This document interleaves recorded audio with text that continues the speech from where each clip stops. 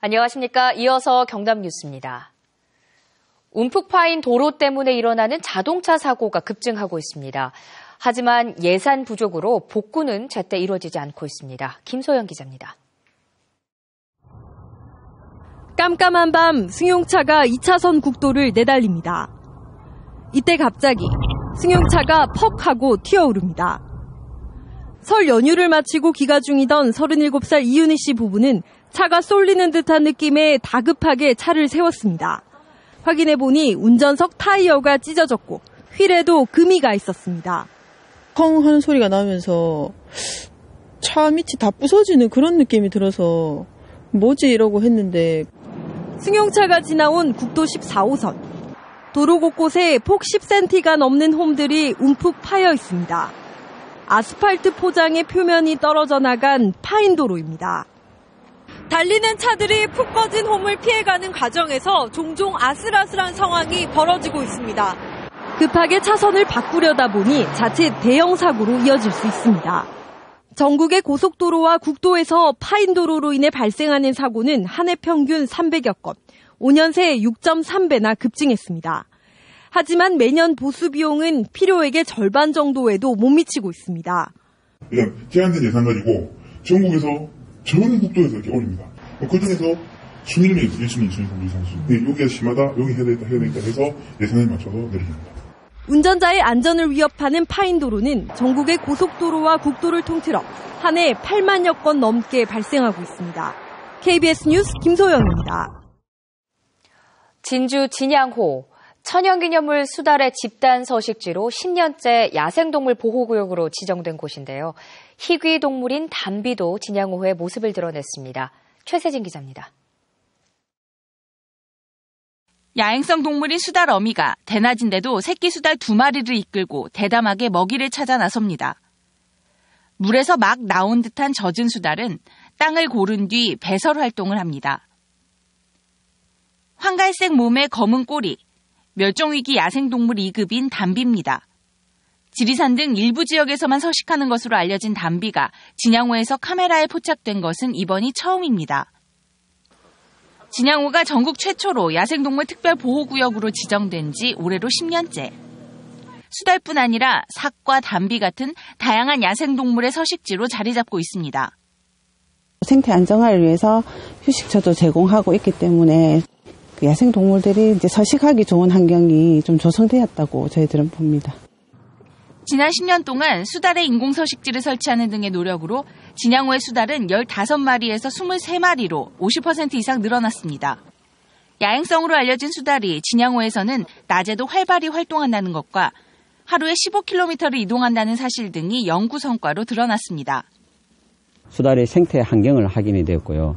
그다음에 수달이 이곳에 어떤 행동을 하는지, 어떤 먹이를 먹는지, 그리고 새끼가 왔을 때 어떤 유의 공간을 하는지를 확인하게 되었습니다. 낙동강유역환경청은 올해 수달의 정확한 개체수를 조사하고 번식을 위한 육상 인공서식지를 조성할 계획입니다. KBS 뉴스 최세진입니다. 경상남도의 무상급식 지원금 감사를 거부하고 자체 감사를 벌였던 경남교육청이 교원과 직원 124명을 징계했습니다. 경남교육청은 지난해 11월 17일부터 한 달 동안 학교급식 전반을 감사해 67건을 지적하고 교장 34명 등 교직원 124명에 대해 경고나 주의 조치했다고 밝혔습니다. 경남교육청은 급식일지 작성이나 식재료 검수 부실, 교직원 급식비 면제 등이 지적됐다며 문제점을 개선하겠다고 덧붙였습니다. 한편 감사 결과를 공개하지 않는다고 비판했던 경상남도는 징계가 가볍다고 지적했습니다. 김해 중부경찰서는 점심시간대를 노려 공장 사무실에 침입해 상습적으로 금품을 훔친 혐의로 47살 남모 씨에 대해 구속영장을 신청했습니다. 나 씨는 지난해 9월부터 올해 1월까지 김해와 부산 공단 지역을 돌아다니며 주로 점심시간에 공장 사무실에 침입해 18차례에 걸쳐 현금 등 780만 원어치의 금품을 훔친 혐의를 받고 있습니다. 경찰청이 지방경찰청의 지능범죄 수사 인력을 지능범죄수사대로 통합했습니다. 이에 따라 경남지방경찰청은 기존의 수사 2개와 경제범죄수사대, 금융수사팀, 광역수사대 진흥팀 등 지능범죄수사 인력을 지능범죄수사대로 통합해 전문 수사체제를 구축했습니다.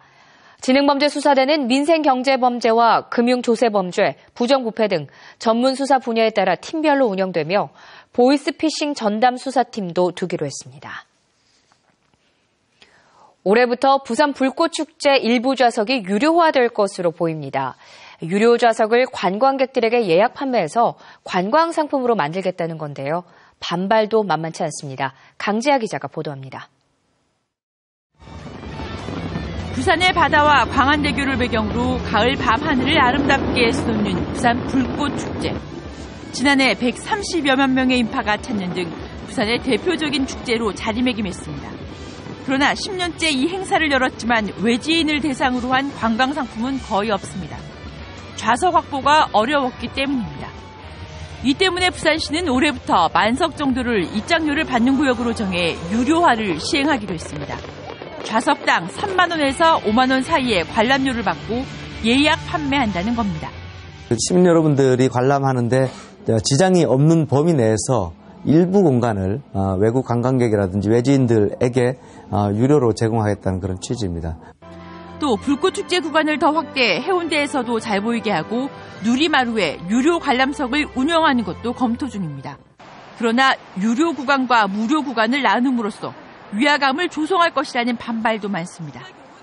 유료화해서 시민들이 즐길 수 있는 문화의 어떤 권리를 없애는 것보다 거기 온 사람들이 돈을 쓰고 갈 수 있게 이런 시설들이나 아니면 다른 상품들을 만드는 게 맞지 않을까요? 관광 상품화도 중요하지만 모두가 즐기는 축제를 위해 여론 수렴이 필요하다는 지적도 나옵니다. 이제 올해로 11번째를 맞는 부산 불꽃축제가 부작용은 최소화하면서도 관광 상품으로 개발될 수 있는 다양한 고민이 필요한 시점입니다. KBS 뉴스 강지아입니다.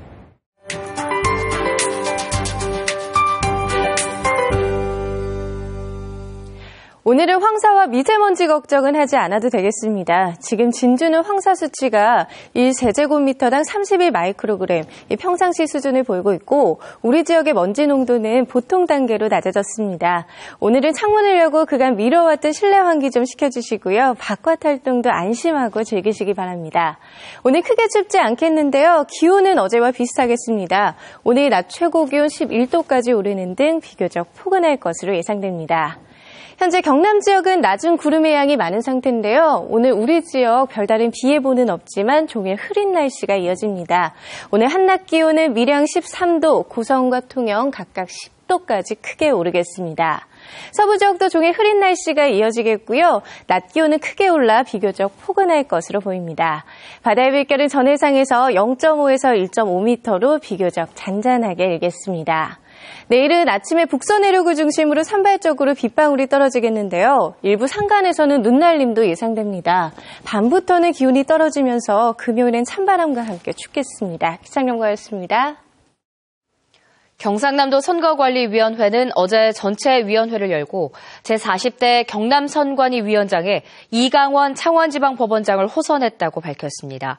이 신임위원장은 다음 달 치러지는 전국 동시조합장 선거에 성숙한 선거 문화를 확산시키고 내년 4월 총선도 준법 선거가 될 수 있도록 노력하겠다고 말했습니다. 한국 조선산업의 경영 악화가 정부 재정 리스크를 확대하고 있다는 경제협력개발기구 OECD의 분석 보고서가 나왔습니다. OECD가 최근 발간한 보고서에 따르면 금융위기 이후 한국 조선산업은 수익성과 유동성에 크게 타격을 받았으며 매출액 대비 영업이익과 부채 비율 등 실적이 악화되면서 정부 재정에 큰 악영향을 끼치고 있다고 분석했습니다. OECD는 한국 정부가 향후 조선업계의 위험 수준을 투명하게 공개하고 리스크 대안을 마련해야 한다고 권고했습니다. 국민권익위원회가 지난해 고충 민원 처리 실태를 평가한 결과 경남에서는 거제시가 우수기관으로 선정됐습니다. 권익위가 공개한 고충 민원 처리 실태 평가 결과를 보면 광역자치단체 부분에서 경상남도는 2013년에 이어 지난해에도 보통을 유지했고 기초자치단체 가운데는 거제시가 우수평가를 받은 반면 창원, 밀양, 양산, 통영시가 미흡한 것으로 나타났습니다. 김해와 진주시는 최하위 등급인 부진평가를 받았습니다. 전국 학교 비정규직 노조 경남지부는 어제 경남교육청에서 기자회견을 열고 급식을 담당하는 비정규직에게 식비를 내라고 하는 방침에 반발하며 비정규직에게도 식비를 지급하라고 촉구했습니다. 학교 비정규직 노조는 경남교육청의 교원 업무 경감 방침에 따라 비정규직들에게 업무 부담이 늘어나고 있는 데 이어 급식을 담당하는 비정규직에게도 식비를 지원하지 않고 밥값을 내라고 하는 것은 무상급식 중단의 제물로 삼는 것이라고 밝혔습니다. 또 전국 9개 시도교육청에서 비정규직에게 식비를 지원하고 있고 급식 담당 직원들에게는 식비를 면제해 주는 곳들도 있다고 밝혔습니다. 우리말의 올바른 사용법을 재미있게 설명한 시청자와 함께하는 한국어 포스터 전시회가 다음 달 13일까지 KBS 창원방송총국 로비에서 열립니다. 비사벌의 역사와 문화를 새롭게 살펴볼 특별 전시 비사벌의 지배자, 그 기억을 더듬다가 다음 달 1일까지 국립김해박물관에서 전시됩니다. 놀이와 교육이 함께하는 신나는 그림책 놀이터, 그림책의 위대한 발견이 다음 달 9일부터 창원 3.15 아트센터에서 전시됩니다. KBS 뉴스를 마칩니다. 고맙습니다.